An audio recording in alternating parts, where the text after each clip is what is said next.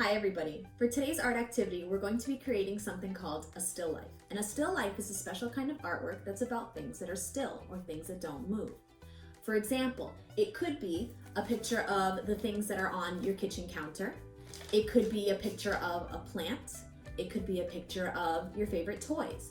Anything that's not going to get up and walk away while you're in the middle of drawing it. Now, when creating your still life, the first step is to create your composition or your design. So you're going to start off by taking a look around the house and finding 3 or 4 different things that you'd like to draw. It could be a video game controller, it could be a stuffed animal, it could be a piece of fruit. Now, I have some of my art supplies here, so I think I'm going to work on drawing some of them. I'm going to choose this jar. I think I'll add the ladybug and the mug with my tea. Now that I've chosen my objects, I'm going to arrange them in the way that I think they'll look the best. For example, I'd like to see the handle of my mug, so I'm going to turn it to the side. And I think I want to see some more of the ladybug spots, so I'm going to turn it just a little bit.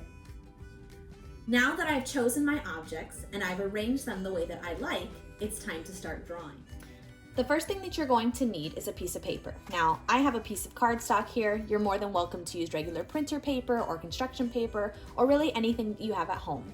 Normally, I like to start off by using a pencil and then tracing with a marker before I color.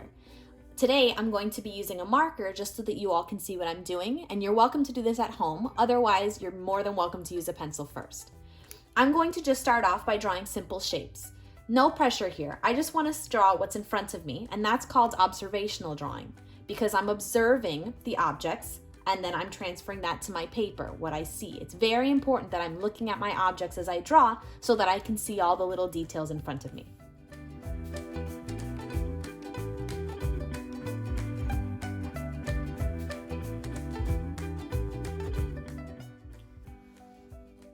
Once you're done with your drawing, the next step is going to be to color.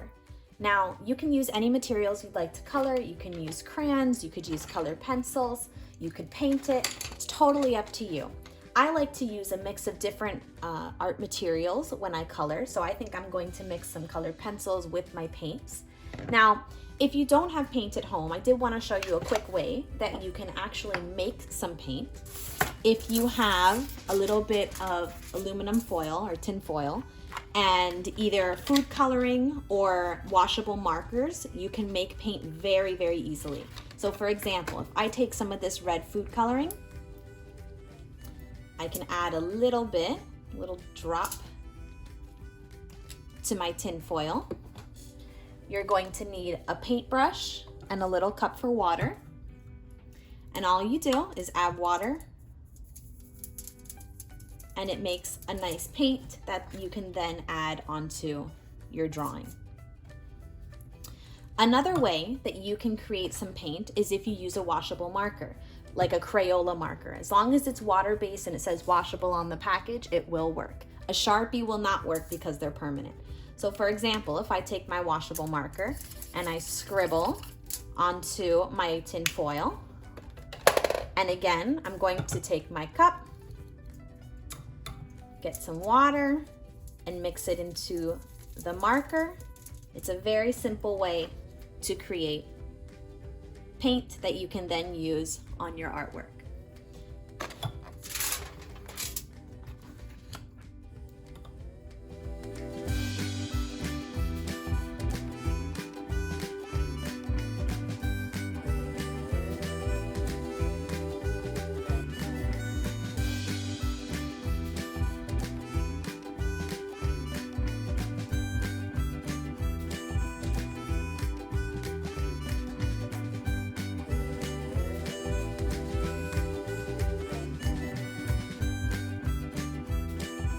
So I finished my still life. This is how it came out. I had such a great time doing it. I love how it came out, and I am so super duper excited to see the amazing still lifes that you guys create this week.